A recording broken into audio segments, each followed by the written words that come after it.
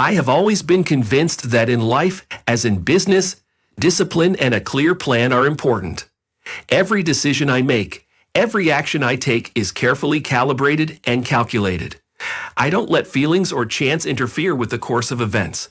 But when Theresa, my faithful housekeeper of 8 years, suddenly tendered her resignation, there was a moment's unease in my world. She was more than just a housekeeper. Theresa knew every corner of my home, every habitual ritual, every little thing that made my life so orderly. She was a shadow I rarely noticed, but always appreciated for her unobtrusive presence. When she told me she wanted to go to live with her children on the coast, I nodded silently, outwardly indifferent, though inwardly I felt the smallest cog in my perfectly fine-tuned mechanism fail.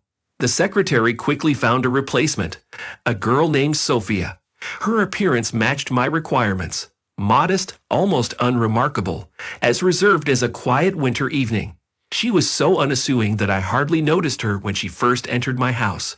But something about her made me uneasy, a vague uneasiness that made me wary. I couldn't say exactly what it was. Maybe it was her quietness, which seemed too natural, or a gaze that seemed to study me more deeply than I was used to. The day after she arrived, I decided to give her a test of honesty. It wasn't that I doubted my choice, but the habit of testing those around me had been with me for a long time. After all, trust was rare in my world, and I couldn't afford the luxury of being deceived.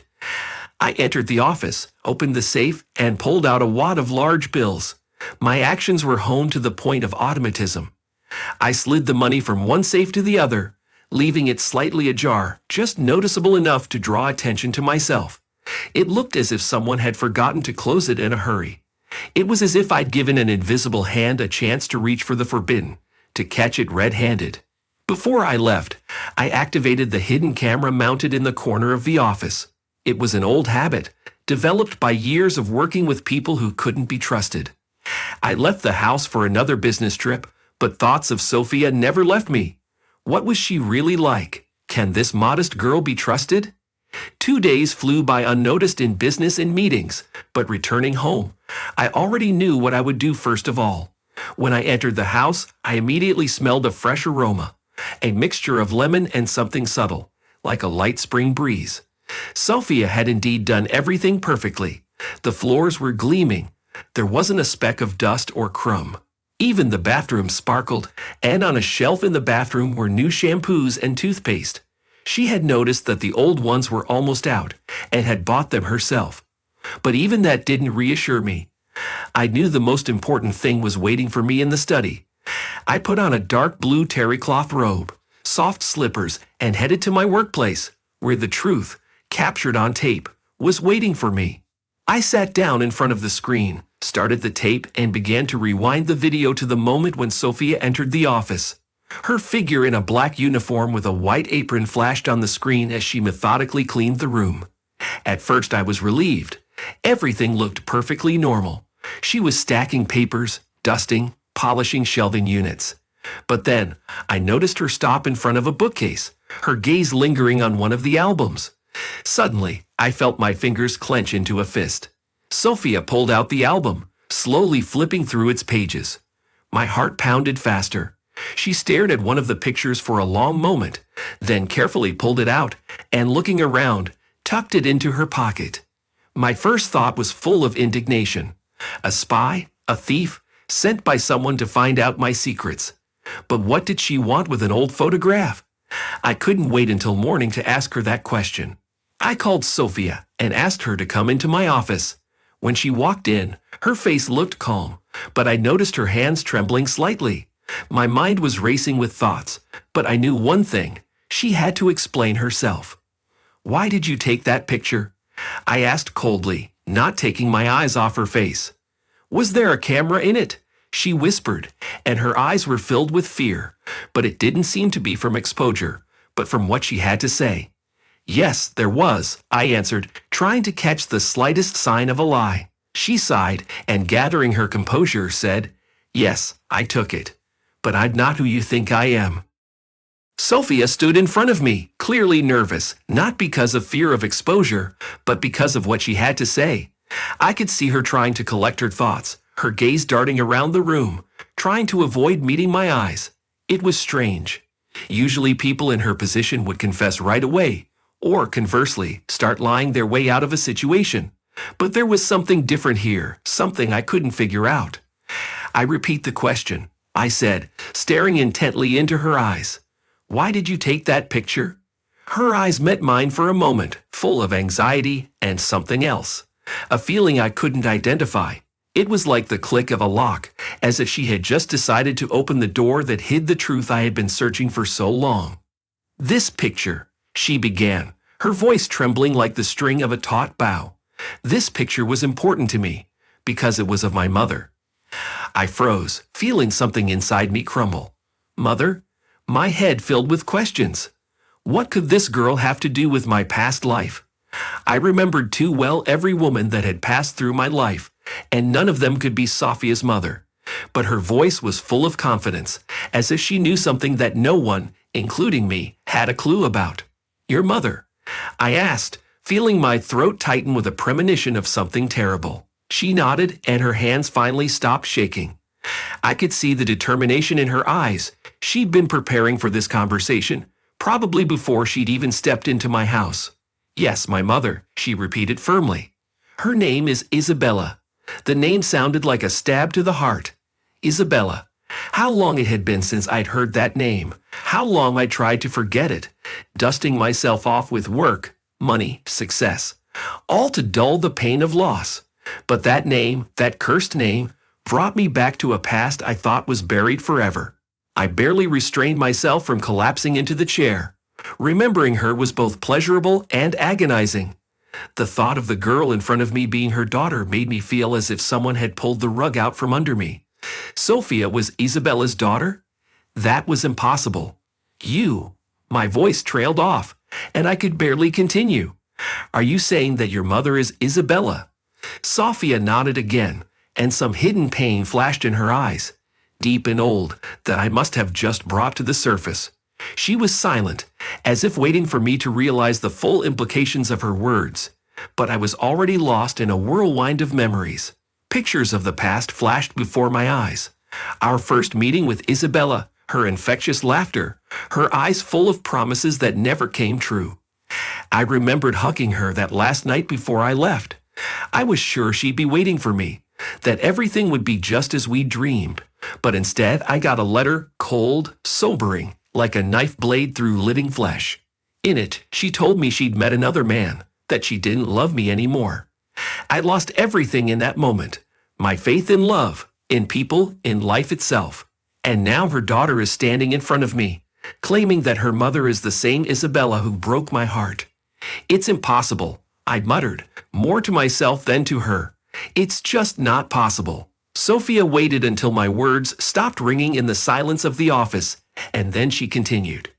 I know it's hard to believe, but I found her old diary, and when I saw your picture in that album, I realized that you were the man she wrote about. Sophia's words were like needles, each one stabbing into my long-healed wounds. I could barely think, trying to piece together everything she'd said. Everything was turning inside me. Could it be true? Could Isabella really be hiding her daughter from me? Why are you here? I finally squeezed out, trying to hold on to the reality that was beginning to elude me. Why had you come to me?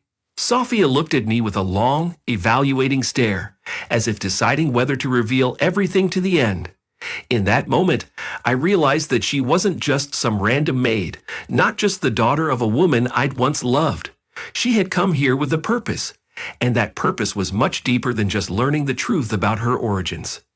I came here, she said quietly, but with determination, to find out who you really are. Are you the one who ruined my mother's life? Or are you a man who deserves a second chance? Her words echoed in me. A second chance? She made me feel that despite all our mistakes and losses, something could still be fixed. But to do so, I had to move on. And I realized that now I would have to face the past I had tried to forget for so long. Anxiety mingled with an urgent need to get to the truth. I could not allow myself to remain in the dark. And if that meant confronting Isabella again, I was ready. When Sophia said the name Isabella, The world around me seemed to stop. My heart sank, and I felt a cold sweat break out on my forehead. All the restraint I'd cultivated over the years suddenly began to crumble like a house of cards. The name I tried so hard to forget brought me back to my memories, to the days when I'd been happy and hopeful. It was almost unbearable. Sophia, noticing my confusion, took a step forward, but I held up my hand, stopping her. I didn't want her to see me like this, weak and vulnerable. My head was spinning with questions that rolled in like waves in a storm. How long had she known? Why didn't she tell me right away? What else was she hiding? You owe me an explanation, I said finally, trying to regain my composure, though my voice was still tense. All of it. You have to tell me everything. Sophia took a deep breath, and I could see her fingers nervously clenching and unclenching, as if trying to collect her thoughts. There was something in her eyes that gave me conflicting feelings, a mixture of fear, regret, and determination. She knew she was tearing open old wounds, but she wasn't going to back down. My mother, she began, and there was a bitterness in her voice that was hard to hide. She always said my father was dead, that he was gone, that we were never meant to meet him. But I never believed her. There was such pain in her eyes, such loss, that I knew it wasn't just death. It was more than that. Her words cut to the heart. I remember the day I received a letter from Isabella, telling me that she had met another man and no longer loved me. I couldn't understand then how things could have changed so quickly. We were planning our life together, dreaming of the future, and suddenly, an emptiness that filled my soul. But now I heard something new in her voice, something I couldn't pick up on before. When I found her old diary, Sophia continued, her voice growing more and more confident. I began to realize that she was hiding something important from me. There were entries where she mentioned your name, described your meetings, your dreams. And there I learned about the pain she went through when you left. When I left, I felt the blood rush to my face. She wrote that I was the one who left. Sophia nodded, but her gaze suddenly hardened. Yes, she was sure you just left her for your career, for your ambition. But that wasn't the whole truth. I couldn't believe my ears. I was seething with resentment. Had she never gotten my answer? Did she never know that I'd tried to get her back, that I'd written and called and gotten nothing but silence? It wasn't the whole truth, Sophia repeated, and I saw her eyes glisten with the tears she was trying to hold back. She didn't know that her younger sister, Federica, had secretly sent you a letter saying that my mother had met another man. She did it to ruin your relationship so that you would leave and never come back. I felt like I'd been punched in the chest. I couldn't believe what I was hearing. Federica, Isabella's younger sister, had always seemed a little strange to me, but I never thought she was capable of such betrayal. I stood stunned and stared at Sophia, unable to realize that all my years of loneliness, all that pain and disappointment, were the result of one fatal mistake. Why did she do it? I asked finally, struggling to my feet as the ground beneath me began to crumble. She was always jealous, Sophia answered, her voice shaking with the emotion she held back. She was jealous that her mother had you, that she was happy. And when you got that lie, you left her. She thought she was doing her sister a favor, that she was saving her from something. But really, it just ruined her life. And mine too. Her words echoed in me with such force that I felt like I'd been stabbed through. Everything I thought was true was a lie. My whole life, all the decisions I had made based on this delusion, now seemed meaningless. But what shook me most of all was the realization that somewhere, in another world, I could have the family I so badly desired. Why did you decide to come to me now? I asked, looking straight into Sophia's eyes. I had to understand her motives. She looked away, but then looked at me again, this time with determination. I hesitated for a long time, not knowing if I should do it. But when I found the diary and realized that you'd been there all along, that you hadn't even known you had a daughter, I knew I had to know the truth. I had to see you, realize who you really are. And here I am. Her words sounded like a challenge. A challenge not just to me, but to all the years we'd lost. I knew I could no longer hide from the truth, that now we had to know the whole story to the end, no matter how much pain it brought. We need to meet your mother, I said, surprised at myself. I needed to hear her side of the story. Sophia nodded, her face serious, but there was a spark of hope in her eyes. Maybe this time we could fix the past that had been eating away at us from the inside for so long. We both knew we had a hard road ahead of us, but this was our chance, a chance to find the truth and maybe start over. I sat in the silence of my office, immersed in the memories that came rushing back as soon as I heard the name Isabella. Images, events, smells, and sounds associated with her flashed before my eyes. It was so real that I could have sworn I was reliving those moments.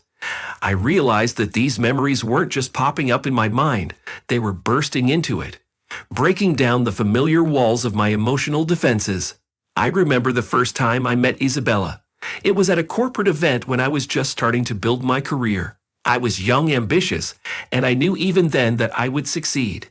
In a crowd of sophisticated people dressed in luxurious suits and dresses, she stood out with her natural, almost wild beauty. Her red curls fell over her shoulders, glowing in the semi-darkness of the hall, and her eyes, those deep, mesmerizing eyes, were full of life and some special, unruly energy. I was stunned. Never before had I met such a woman, independent, self-sufficient, but at the same time so attractive. We talked for only a few minutes, but it was enough for me to realize that this woman would change my life. Our relationship grew rapidly. We met almost every day, enjoying every minute spent together. She was for me not just a lover, but a friend, an ally. We made plans for the future together, discussed our dreams, and I believed that we were made for each other. Isabella was my muse, my inspiration. She always knew how to support me when I doubted and how to give me strength when I was ready to give up.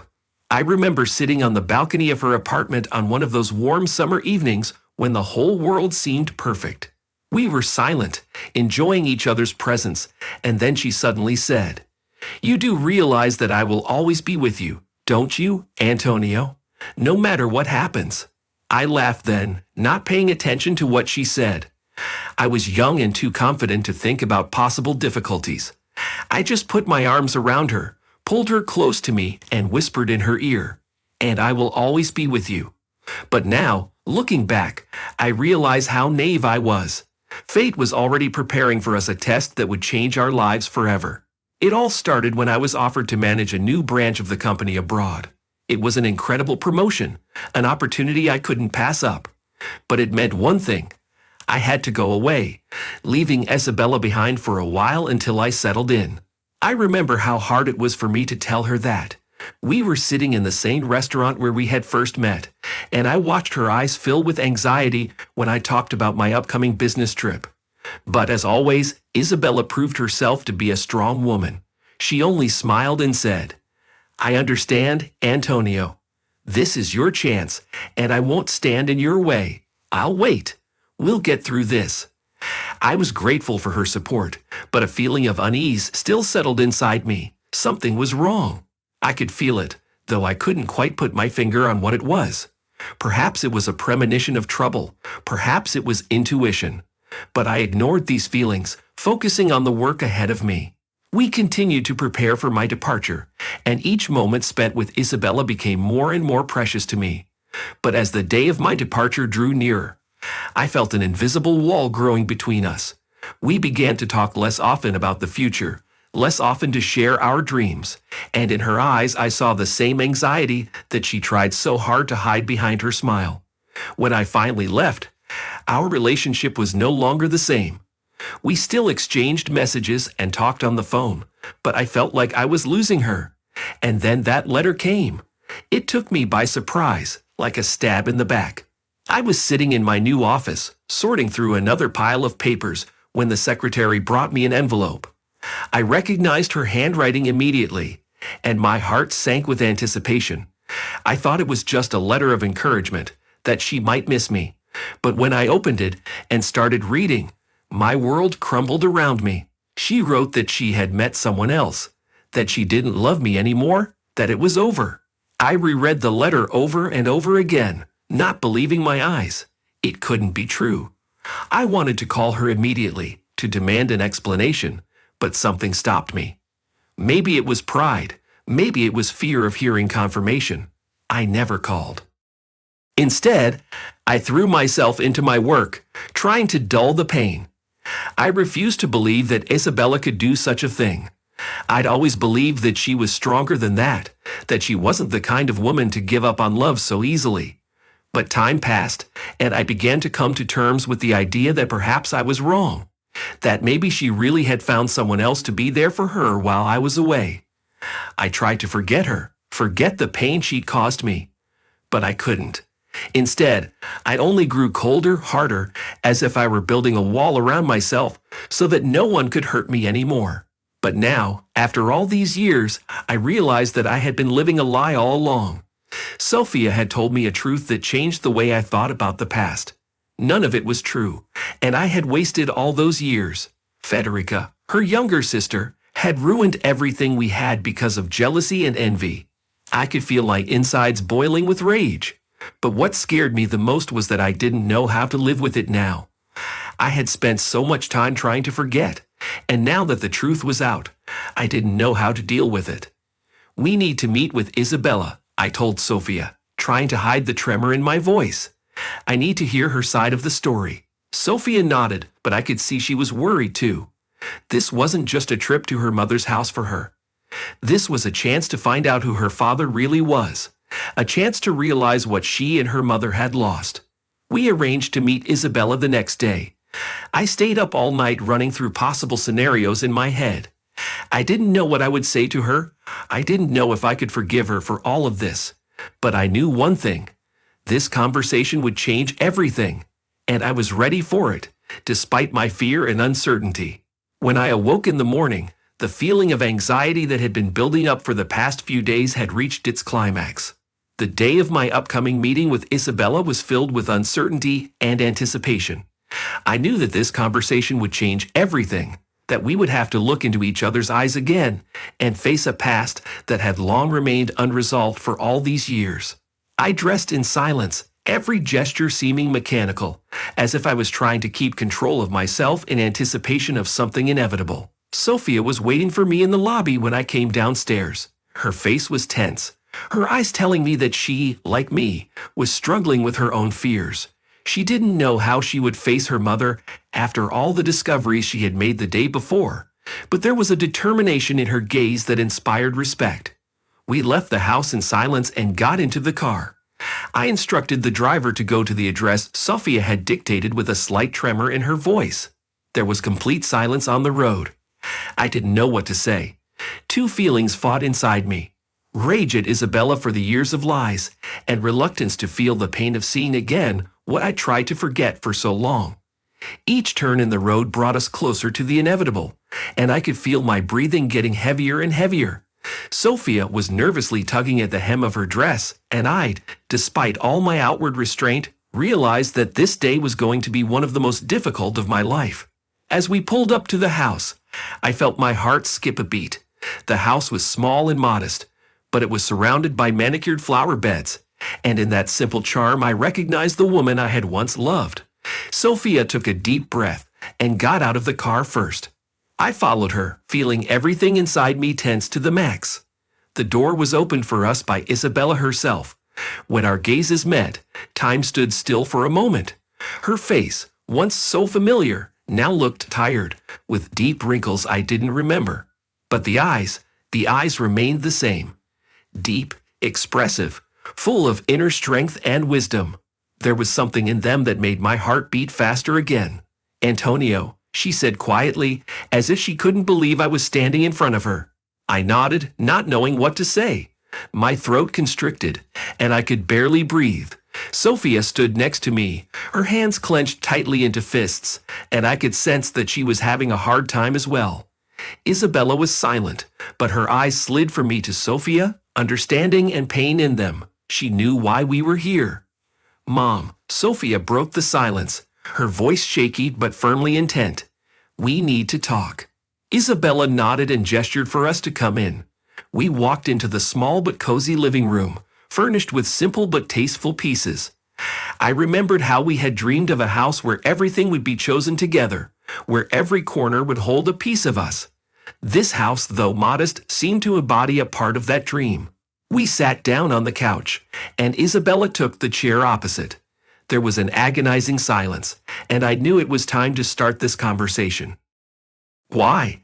I'd finally asked, trying not to scream. Why did you do that? Why did you let me believe it was over?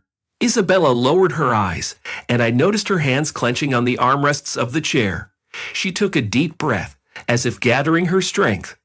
I didn't know, she said, her voice low and husky. I didn't know that my sister, Federica, she's always been a complicated person. I thought her jealousy of our relationship was just a temporary childish whim. I couldn't imagine her doing something like that. You didn't know? I asked bitterly. You couldn't see that something was wrong. Didn't something in your heart tell you that I would never leave you? Her eyes filled with tears, and she couldn't hold them back. I got your answer 2 weeks after you left, she continued, struggling to hold herself together. You wrote that it was all over, that you had another woman, and you didn't want to see me anymore. I was crushed, Antonio. I tried to contact you, but every time I was rejected. I thought you had betrayed me, and it broke me. The words burned me. How could Federica manipulate us both like that? I felt anger boiling up inside me, but I suppressed it. There was too much at stake. Why didn't you try to meet me in person? I asked, trying to keep my voice from shaking. Why didn't you come to me yourself? Isabella sobbed, trying to contain herself. I tried, but every time something got in the way. I was pregnant, Antonio. With you. Her words struck me like lightning. I was on the verge of a nervous breakdown. I didn't know what to do, so I decided to leave, to go far away, to forget and start over. But it didn't help. Pregnant. The word echoed in my head. I was so stunned that I couldn't answer right away. All these years I'd been sure she'd just left me for another man. And now I'd find out that all this time I'd had a daughter I didn't even know existed.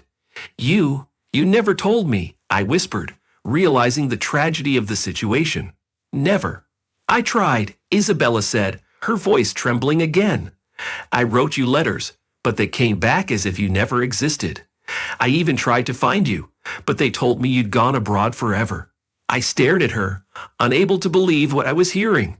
All these years I had lived in the shadow of a lie, believing that she had betrayed me, while she suffered and struggled alone. Antonio, I didn't know what to do, she continued. I just wanted to protect Sophia, to give her a better future. I didn't know how to deal with what had happened between us. I thought I could forget, but I was wrong. I could never forget you. I felt something inside me crack. All the anger, all the pain that I had carried around for so many years began to dissipate, giving way to something new, something I had long forgotten, love. But it wasn't just a feeling. It was a new, more mature form of love, soaked in the bitterness of loss and the realization of all the mistakes we had made. I don't know if I can forgive this, I finally said, trying to find the words to convey all my emotions. But I do know one thing. I don't want to waste any more time. We have a chance to start over, to make up for the mistakes that were made.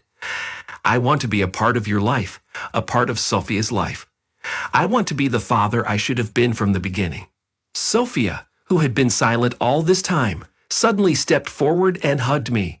Her tears streamed down my shoulders, and I felt a lump come to my throat. It was the moment that changed everything.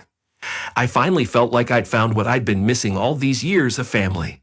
Isabella got up from her chair and walked over to us. She hugged us too, and in that moment I realized that we could all finally put the past behind us. There was a road ahead.